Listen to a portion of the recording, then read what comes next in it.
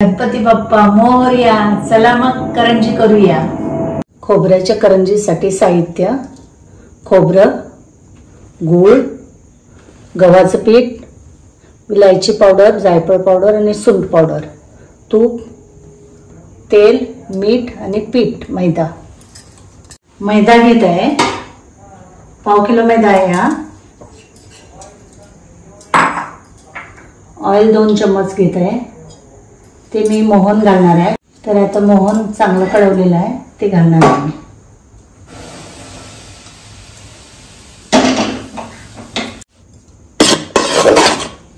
मोहन चांगलं पिठाला असं चोळून घ्यायचं नीट.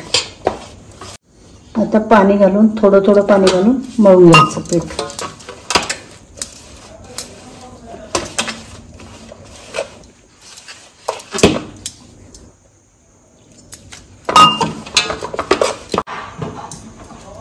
पीठ मळून झालेलं आहे. आता झाकून ठेवूया त्याला. आता आपण सारण बनवायचं. त्यासाठी मी तूप घालत आहे 1 चम्मच आणि खोबरं भाजून घेणार आहे.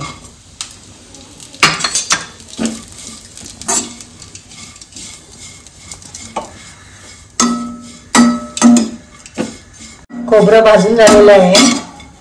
आता मी गव्हाचं पीठ भाजत आहे. त्यासाठी मी 1 स्पून तूप घालते. गव्हाचं पीठ घालत आहे. ते चांगलं भाजून घेणार आहे. गव्हाचं पीठ मी चांगलं भाजून घेतलेलं आहे. तूप घालत आहे अर्धा स्पून आणि ड्रायफ्रूट मी भाजून घेते. आता मी सारण करत आहे. त्यासाठी खोबरं घालत आहे, गव्हाचं पीठ घालत आहे, गूळ घालत आहे,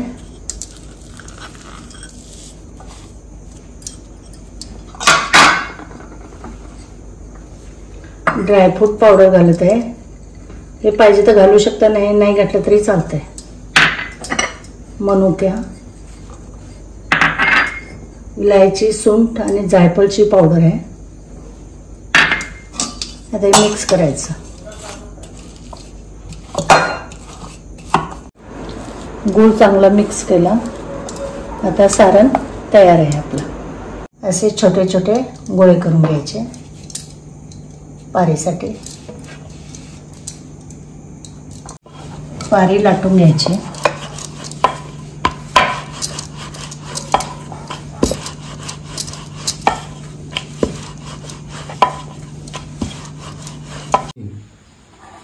पारी लाटून झालेली आहे. पारीमध्ये सारण भरूया.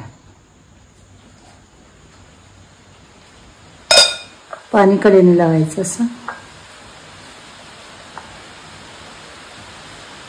पाणी दूध घेतलेलं आहे आणि मिक्स व्यवस्थित दाबून घ्यायचं.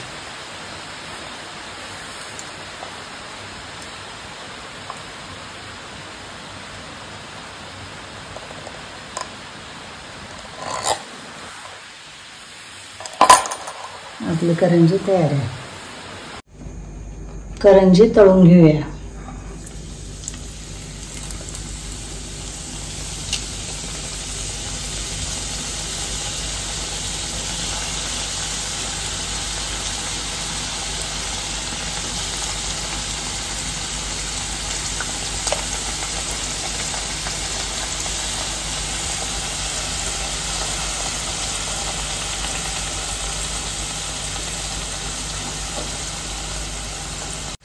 परतून घेऊया.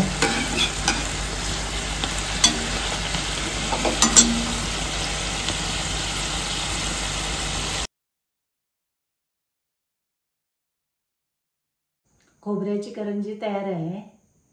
तुम्ही नक्की करून बघा आणि कोकणी हुमनला फॉलो करा.